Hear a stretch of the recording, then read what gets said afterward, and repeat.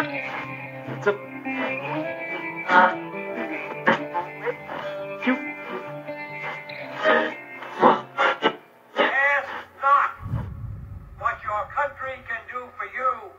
Ask what you can do for your country.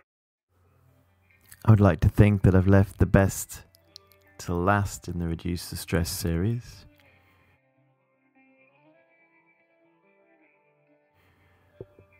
Don't manage it, bust it. Meditation is a powerful method for harnessing the mind and bringing it into focus. There are, however, many misunderstandings about meditation and mental development, which I'd like to bring into focus and address in this last session. There is a huge amount of information about reducing stress and stress management. It often involves the individual feeling that they need to isolate themselves from society for a short or long period of time, going into a nice bubble where they can recharge and reface the harsh, stressful world. Sometimes people say to me, I just need to get away from it all, get away from people and experience peace. Just yesterday someone said to me they were wanting to visit a remote island north of the Shetlands to experience some mind space. Only 62 people live on the island. It's true that it's good to have a break and experience a little isolation from time to time. But what is the motivation behind it? To escape from the rat race which we have attached ourselves to? I've lived in meditation centers in isolated locations where people have made a decision to live an alternative way of life. What was interesting about this experience was the happiest people in these environments were often the busiest. The ones who were organizing and working hard, experiencing stress. The ones who sat around most of the day contemplating were the most miserable. Often meditation or a meditation break or retreat is like a getaway from it all. For a while, a flash in the pan bit of peace, and then back to it.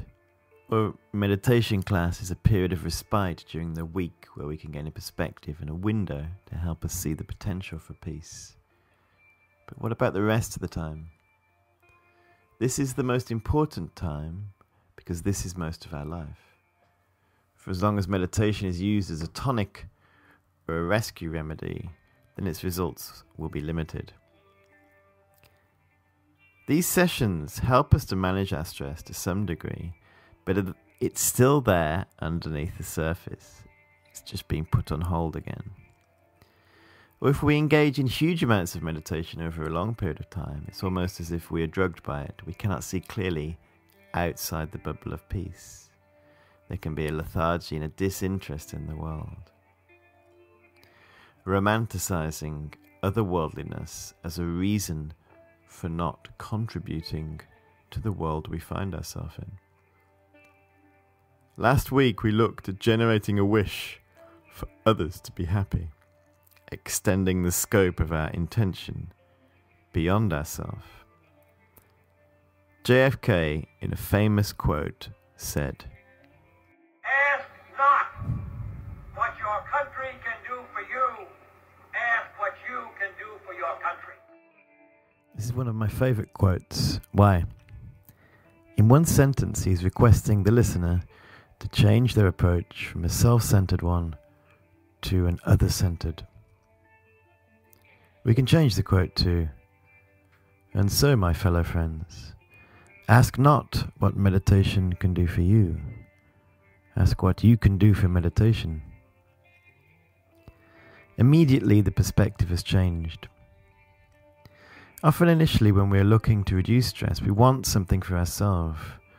To coin the phrase, a bit of me time. It seems like meditation helps, but the help is often limited in the same way that having a bath may help you to relax. The scope of meditation is much vaster than this, and we can access it through changing our intention. And so, my fellow friends, ask not what meditation can do for you. Ask what you can do for meditation. Take, for example, making a meal. We may enjoy cooking a meal.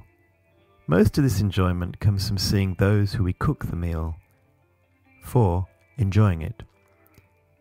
it's not much fun just cooking for yourself. The enjoyment is limited.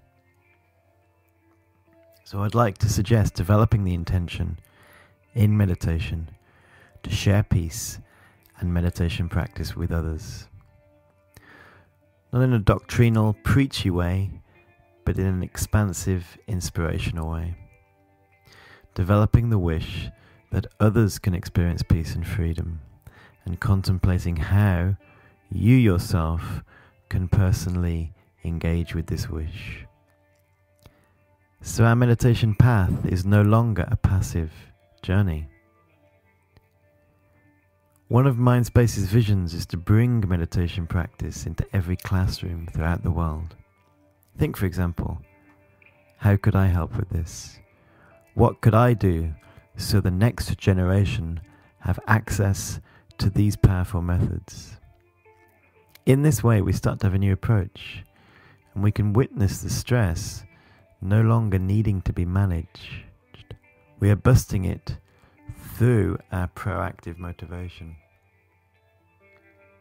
There's little time left to be thinking about my stress, because there's so much more stress in the world. Instead of saying, I have no time for meditation, we say, I have no time for stress. Our approach begins to change with our attitude. A meditation practice helps this to take place, and then we can put it into practice. To really deal with stress, we need to change the way we look at it, and this comes from cultivating a new mind and a new intention. And so, my fellow friends, ask not what meditation can do for you, ask what you can do for meditation. In this final session, I wanted to leave it to you to build a meditation practice around this motivation. So recall all the meditations you've engaged in this series so far. You've actually had 20 guided meditations. Use all these meditations and create a meditation for yourself where you can cultivate this special mind. Ask what you can do for meditation, how you can bring peace, harmony to the world that you live in. As a consequence of this motivation, you will see your stress being busted dramatically.